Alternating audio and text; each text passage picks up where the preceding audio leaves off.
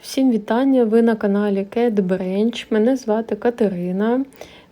Я ілюстраторка з України, малюю аквареллю. Нещодавно почала малювати ще акрилом. В цьому відео я вам хочу показати, як я малюю закохану парочку тюленят. Ідея взята з моєї ж листівки, яку я вигадала на День Святого Валентина цього року. У верхнього тюленчика відкривається лапка, і під лапкою можна написати будь-який меседж для своєї коханої людини. Ви можете повторити цю листівку самі, або можете, якщо вам супер лінь, придбати PDF-файл у мене в магазинчику на Etsy. Посилання я залишу тут в описі відео цього. Сам відеопроцес, я не думаю, що буде чимось новим ні для людей, які малюють, і в цілому цільова аудиторія цього відео, ні для людей, які не малюють, тому що подібних відео дуже багато. Але в цьому відео я би хотіла розказати про золоту фарбу, яку використовую. Золоті фарби я використовую, напевно, з самого початку, як тільки почала малювати цих тюленів, тому що мені, в цілому, тему тюленів, мені хотілося додати якогось меджика. Я використовувала до цього акрилову фарбу, вона мене влаштовує, але мені написав американський бренд фарб, який робить шимерні або золоті фарби. І, напевно, що побачив, що я використовую в своїх роботах щось подібне, плюс відео в мене почали набирати непогано переглядів.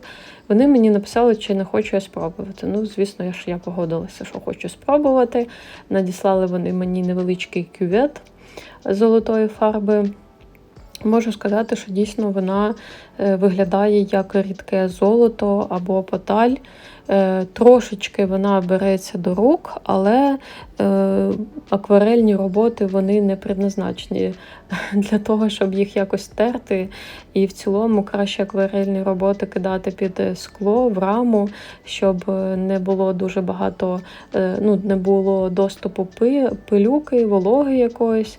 І бажано ще їх вішати десь не на сонячну стіну, тому що прямі сонячні промені можуть просто випалити вашу роботу, тому що техніка доволі тендітна. Це я знаю давно. Якось я відвідувала художній національний музей в Харкові, і це ще було до війни. Там була виставка робіт Тараса Шевченка, були, здається, форти і акварелі. Так от вони були представлені прямо в темній кімнаті, і ще й там якесь було мінімальне освітлення, але була кожна робота ще й завішена тканиною, треба було цю тканину підіймати, дивитися там, скільки тобі потрібно, і вертати назад. Я, звісно, не Тарас Шевченко і там сучасні якісь художники також, але бажано все ж таки якісь там мінімальні рекомендації використовувати для того, щоб роботи, які ви або малюєте самі, або купуєте в когось, пожили подовше. Тому що все ж таки це не акрил і не олія.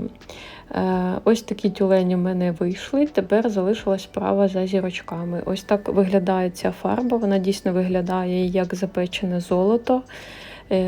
Їй не треба дуже багато води використовувати, лягає вона супер класно, з першого разу. Якщо хочете, в цілому навіть реально 2 рази не треба, вона вже добре лягає. Я, звісно, розумію, що мене будуть дивитися, можливо, люди з України, і не дуже вигідно доставка в Україну буде, але, можливо, є якісь аналоги європейські або десь в Україні, то напишіть в коментарях, якщо ви щось подібне використовуєте і де таке щось придбати. Тому ця фарба мені дуже сподобалась. От зараз на відео я її малюю без сонечка, і при тому всьому вона дуже класно виглядає навіть не в сонячний день. А так на фоні слухаю якусь аїшечну музику якусь, і ось там сидить мій улюблений кіт, якого звати Ракета, який був так названий ще до війни. Ось така морда, поціновуючи моєї творчості. Хотіла б ще вам сказати, що зараз проходить виставка з роботами Тараса Шевченка у Львові, і якщо ви живете у Львові або десь поруч якісь міста, прям візьміть і поїдьте, подивіться, тому що там представлені оригінали, навіть його одна з найвідоміших картин Катерина. Це варто бачити все-таки вживу, тим більше, коли воно в Україні. Якщо реально у вас є можливість, то поїдьте, бо там виставка, здається, до 20 червня. В якому музеї, я не знаю, подивіться, погугліть. То така в мене рекомендація для вас, раз я вже тут згадала про Тараса Шевченка. Так, в цілому, дякую за перегляд.